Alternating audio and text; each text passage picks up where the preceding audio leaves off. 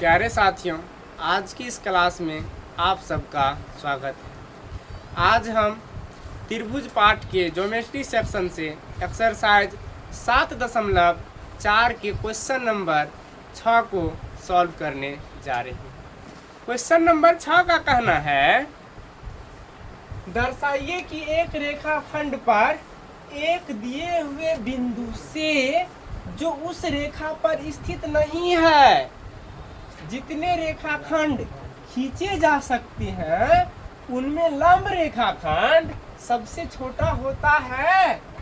अर्थात सवाल का कहना है कि मान लो कोई एक बिंदु दिया गया है और एक रेखा भी दिया गया है, जो बिंदु पहले दिया गया है वह रेखाखंड पर स्थित नहीं है। तो कहता है कि उस पर 2-4 बिंदु लेने के लिए और अन्य बिंदु जो लिए थे उनसे उस पर एक लंब डालो और दूसरा भी बिंदु लिया गया है, 2-3 बिंदु लेंगे और उससे उसको मिलाएंगे, तब जाकर के देखेंगे क्या जो लंब रेखाखंड है क्या दूसरे रेखाखंड से छोटा है। इसी चीज को क्या करना है, प्रूफ करके दिखाना है। अगर समझ में नहीं आया है तो हम फिगर के माध्यम से आप सबको समझाने का प्रयास कर रहे हैं। सवाल का कहना है कि मान लो कोई बिंदु P है, कोई बिंदु क्या P, जो मान लो एक रेखाखंड L है, एक रेखाखंड L, और इस P बिंदु से रेखा L पर लंब डाला गया। रेखा L पर क्या डाला गया है, लंब। इसका नाम रख देते हैं हम Q, अर्थात PQ लंब हुआ। और इस रेखा L पर 2-4 बिंदु स्थित है, जैसे मान लो एक बिंदु यहाँ पर, एक बिंदु यहाँ पर, जितना मन है उतना। फिर कहता है कि अन्य बिंदु से इस बिंदु सबको क्या कर देना है, मिला देना है। इस बिंदु का नाम रख देते हैं PQR और इसका नाम लिख लेते हैं S, और यह जो है L एक रेखाखंड है। फिर कहता है कि इसको यहाँ से मिला दो, क्या कर दो, मिला दो। यहाँ से हमने क्या कर दिया बाबू, मिला दिया।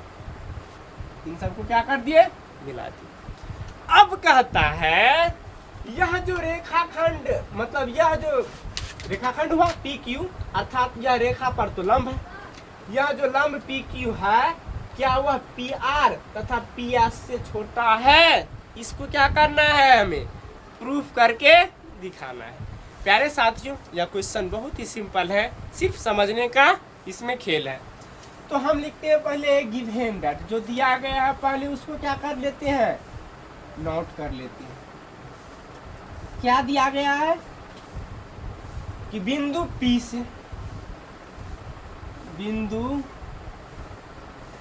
से रेखाखंड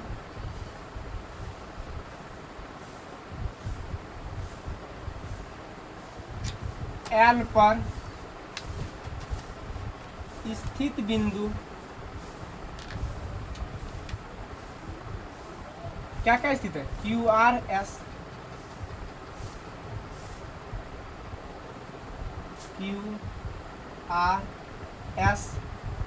बिंदु से, बिंदु P से रेखाखंड L पर जो स्थित बिंदु PQRS है, P से क्या कर देते हैं, इन सबको मिला देते हैं। RS को मिलाया,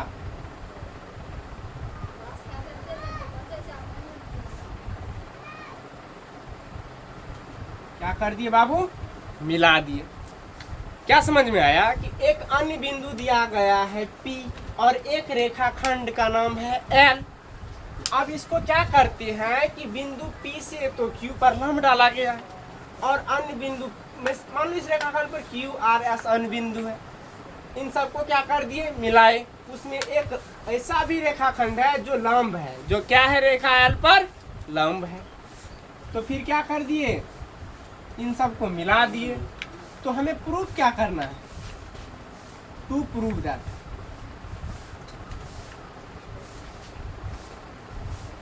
क्या प्रूफ करना है, रेखाखंड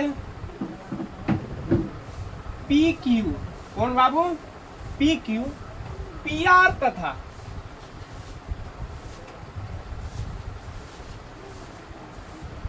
पी एस से छोटा है। इसको क्या करना है, हमें सिद्ध करके दिखाना है। तो आइए मित्रों, अब हम क्या करते हैं, प्रूफ करके इसको दिखाते हैं। जो पहले दिया गया है उसको क्या कर देते हैं, अब दिखाते हैं। हमें दिया गया है कि पी क्यू लंब है एल पर। किस पर? पी क्यू लंब एल पर है। अगर लंब है अर्थात यहाँ पर कोण कितना डिग्री का, 90 डिग्री का। कोण कितना डिग्री का, 90 डिग्री का। अर्थात यह जो कोण 90 डिग्री हुआ, हम लिख देते हैं कोण पी क्यू आर बराबर 90 डिग्री और कोण पी आर क्यू, कोण पी आर क्यू न्यून कोण है, न्यून कोण है। अब ध्यान दो बाबू, जब यह न्यून कोण है तो इस प्रकार हो गया पी क्यू आर एक समकोण त्रिभुज। कैसा त्रिभुज? समकोण त्रिभुज। अर्थात जिस त्रिभुज का एक कोण 90 डिग्री होता है वही क्या होता है, समकोण त्रिभुज अर्थात राइट एंगल ट्रायंगल। तो इस प्रकार लिखेंगे, अतः पी क्यू आर एक समकोण त्रिभुज है। कैसा त्रिभुज है? समकोण। क्या यहां तक समझ में आया? जब समकोण त्रिभुज है तो हम क्या कहेंगे कि समकोण से क्या होगा, ये कोण छोटा और ये कोण भी छोटा, क्योंकि ये दोनों कोण तो न्यून कोण ना। जब यह समकोण तो ये दोनों कोण क्या हो जाएगा, न्यून कोण। क्या हो जाएगा, न्यून कोण। तो इस प्रकार हम लिखेंगे कि कोण पी क्यू आर, कोण पी क्यू आर बड़ा है किससे, कोण पी आर क्यू से, कोण पी आर क्यू से। हमें एक थ्योरम पता है क्या, कि बड़ी कोण के या बड़े कोण के सामने का भुजा क्या होते हैं, बड़े होते हैं। यह क्या है, परिमेय है। क्या है, परिमेय। तो क्या लिख देंगे, तो सबसे बड़ा कोण यही ना, क्योंकि 90 डिग्री का कोण, ये दोनों कोण तो न्यून कोण ना। न्यून कोण का मतलब क्या, 90 डिग्री से छोटा। न्यून कोण का मतलब 90 डिग्री से छोटा। अर्थात यह कोण क्या हो गया, सबसे बड़ा हो गया। इसके सामने का भुजा का नाम क्या है, पी आर है। तो यह भी क्या होगा, बड़ा होगा। क्या होगा, बड़ा होगा। इसके सामने का भुजा पी आर। इस प्रकार क्या हो गया, पी आर बड़ा है, कोण P R Q, P R Q. इसके सामने का भुजा पी क्यू से। किनसे, पी क्यू से। इसको हम लिख देते हैं इक्वेशन नंबर फर्स्ट। ये कैसे हुआ, तो हम यहाँ पर लिख देंगे कि बड़े कोण के सम्मुख भुजा क्या होते हैं, बड़े होते हैं, इस आधार पर। अब ध्यान दो, फिर हम लेते हैं त्रिभुज एक पी क्यू एस।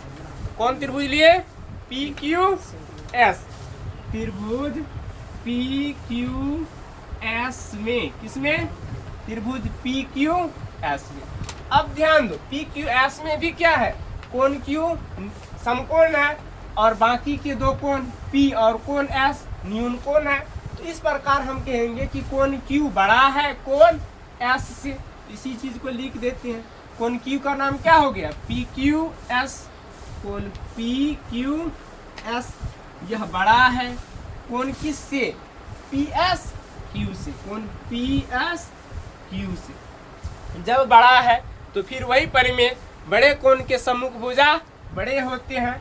तो फिर इसी प्रकार से अब इसके सामने का भुजा कौन हो गया, पी एस। कौन हो गया, पी एस। इस प्रकार हम लिखते हैं कि पी एस बड़ा है किन से, कौन तो यही है ना। तो इसके सामने का भुजा का अब क्या नाम हो गया, पी क्यू। क्या नाम हो गया अब, पी क्यू।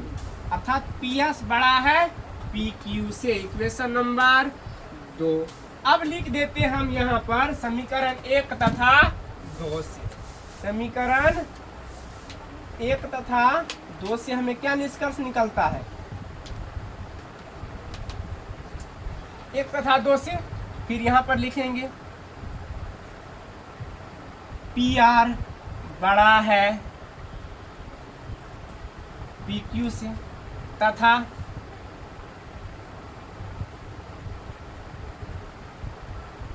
पी एस बड़ा है पी क्यू से। तो इस प्रकार यहाँ पर समझो एक सेकेंड कि यह पी क्यू क्या है, छोटा है पी एस से और पी क्यू छोटा है पी आर से। इसका मतलब यह हुआ कि ये जो पी क्यू है यह छोटा है पी आर से भी और पी एस से भी छोटा है। तो प्रूफ तो यही करने के लिए कर रहा है ना कि रेखाखंड पी क्यू पी आर तथा पी एस से छोटा है। इस प्रकार रेखाखंड पी क्यू पी आर तथा पी एस से छोटा है। Thanks for watching. क्योंकि आप लोगों को इतना क्या हुआ, क्या समझ में आ गया? यही क्या हो गया? प्रूफ। ये क्या हो गया? प्रूफ। अब हम मिलेंगे नेक्स्ट क्लास में।